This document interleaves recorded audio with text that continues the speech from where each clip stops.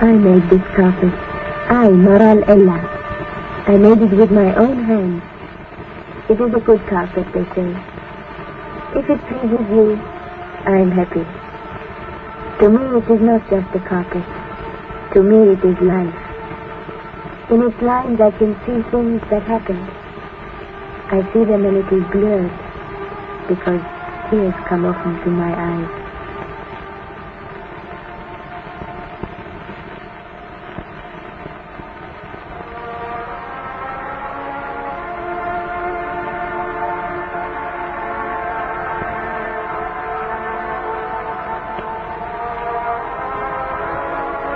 It was our first morning in Israel, high above the Sea of Galilee.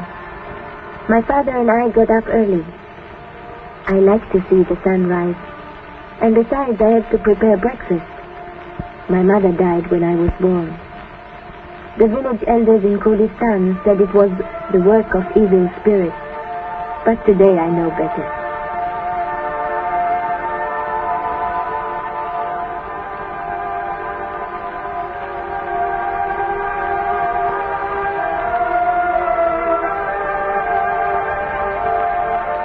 My father is a pious man. He always says his prayers with the first peep of day. That day he was quite confused. In Kurdistan he knew well which way to turn for prayers, always towards Jerusalem. But here it was different. My father prayed with all his heart. Jerusalem was so near, and it was his first prayer in the land of the Jews. Soon my father got work down in the valley. Every day to bring him his midday meal. I loved walking slowly back up the hill, fresh with many flowers.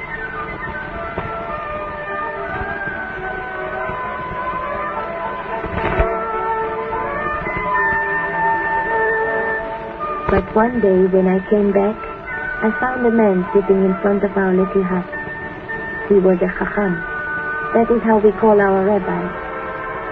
He did not talk to me, but I knew what he wanted.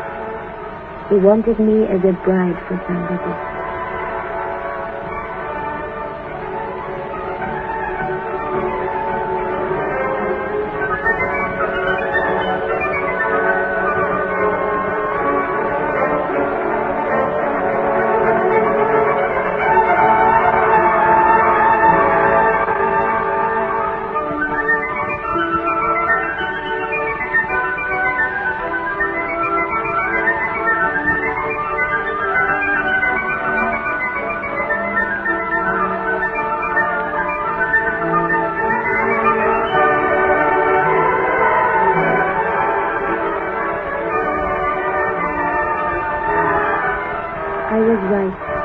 They were talking about a man for me.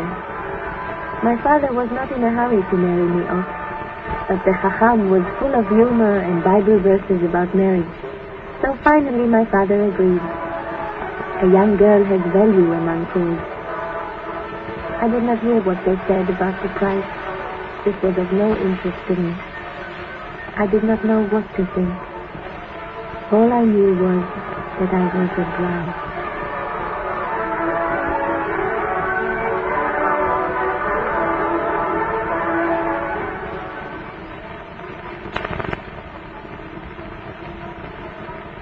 Yes, I was the bride.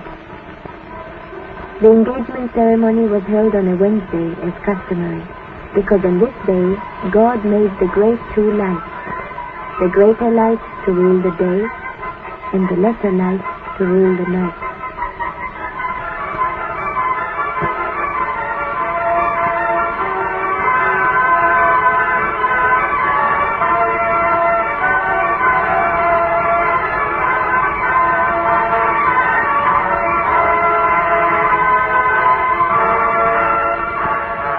It was the first time I saw my future husband, Sabbatai. To tell the truth, I liked him. He was gay and proud, showing the wedding ring to all friends as a proof of his intention to marry me.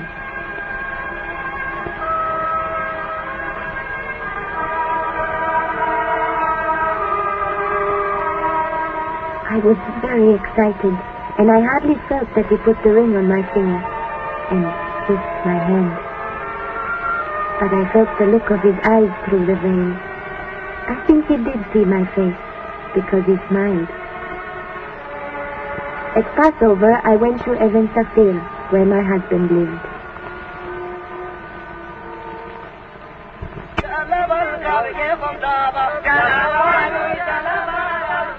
My father used to tell me about the prophets who preached in the Judean hills.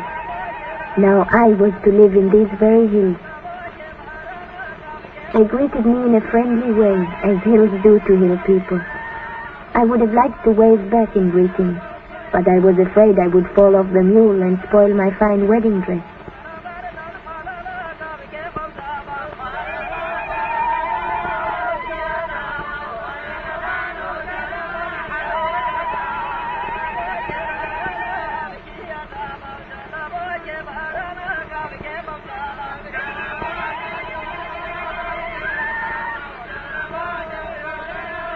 Even Safir. Indeed, the sky is blue like a sapphire, and the sapphire is a good stone. So good that none of our people ever see one.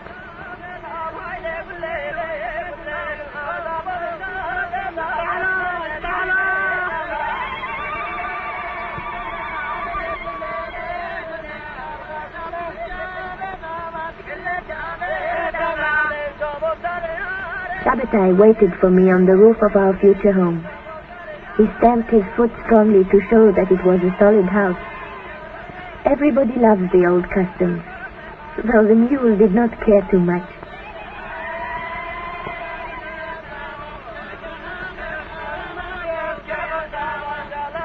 The entire village came to the wedding. Many also came from the neighboring settlements to hear the 7 benedictions.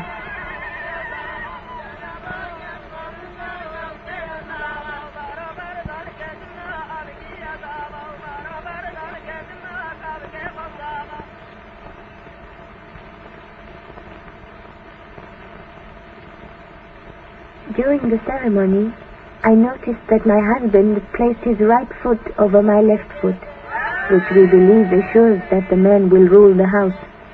I don't believe in this kind of magic. In any case, I slipped out of my sandals.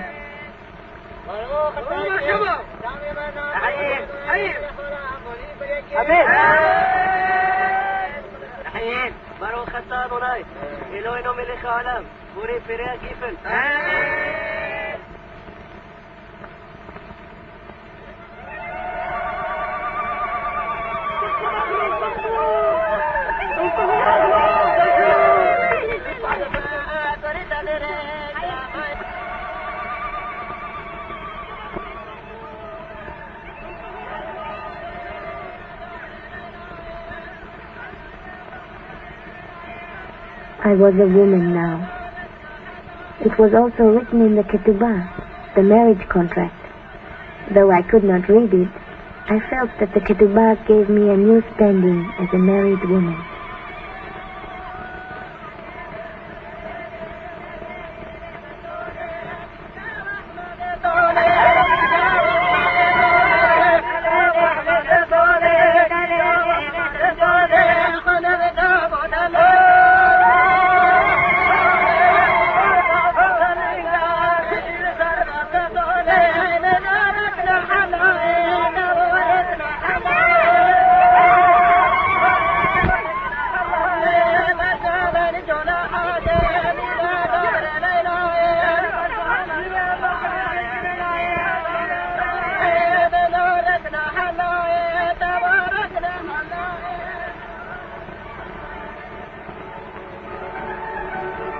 There are no sapphires in Even Safir, but you can find plenty of other stones.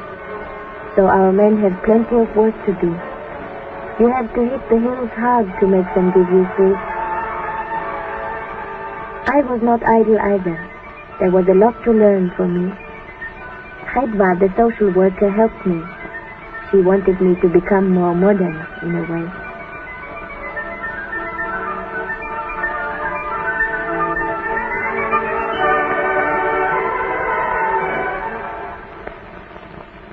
We live near the border. I think everybody in Israel lives near the border. But not everybody has to go out on guard duty. My husband had to go. The man in charge of security in the village thought so. He thought my husband had had enough of the honeymoon, and this night his turn came to go out to guard our village. We Kurds don't know fear. We trust in the Lord. And Shabbatai got a fine new rifle.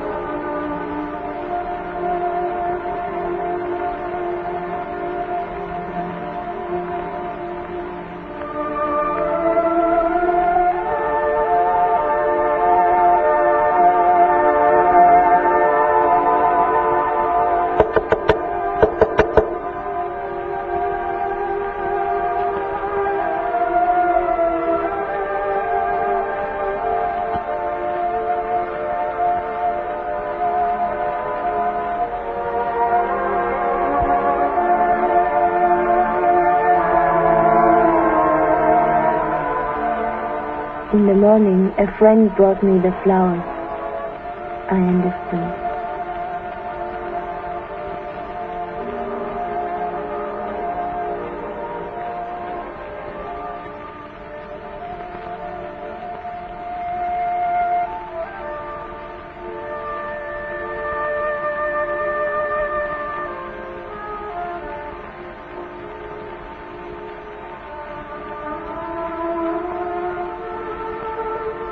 Kurdi women never take part in a funeral. The widow only digs a small grave for her husband's clothes or shoes. And so did I, because I was a widow. A widow. A woman without a man, without value in the eyes of the village.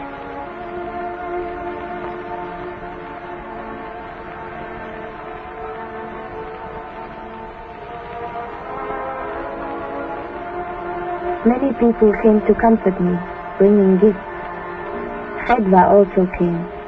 She is a good woman who knows modern life. She brought me wool and a piece of material. She wanted me to work. I was not offended, because she does not know the custom, and we all like her.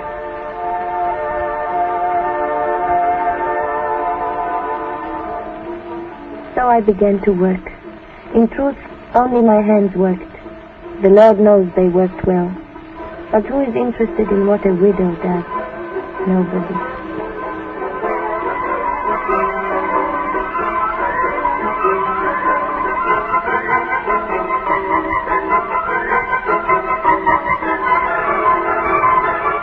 Yet there were people who were interested in my work and in myself. First there was Hedva, and then all her friends.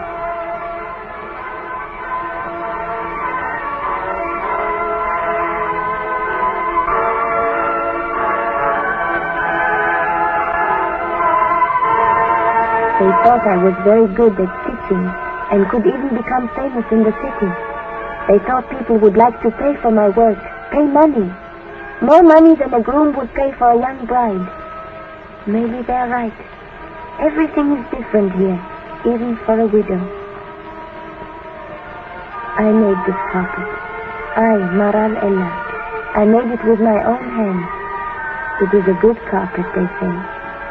If it pleases you, I am happy.